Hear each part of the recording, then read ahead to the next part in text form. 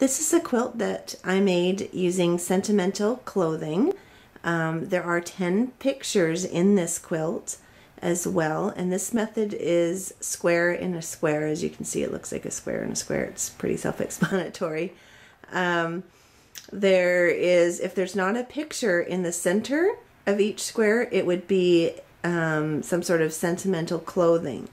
And then around that is another piece of sentimental clothing. And then what we did is we did the light blue and the dark blue just to sort of tie it all together. So as you can see, this lady, she has 4 kids, and we went through all their clothing. I have about 3 large bags of clothing that I went through and cut up and did that. The heart here in the middle was actually some sentimental clothing as well. It was a really nice velvety dress, so I thought that would be perfect for a little heart in the middle. And as you can see, we've done this here. I'll just try and give you a little bit close-up of the quilting.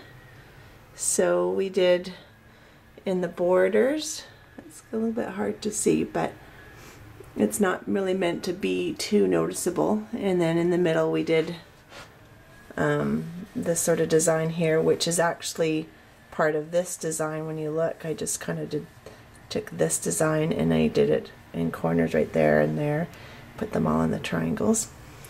And then, yeah, but the back of this quilt is very interesting as well, not just the front.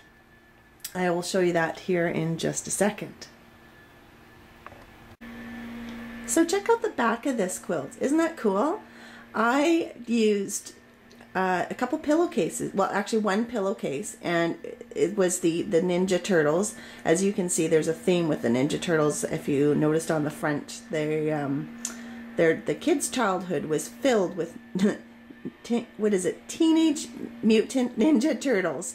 And so this was a pillowcase that they had. It was a different, on each side it was one of these pictures.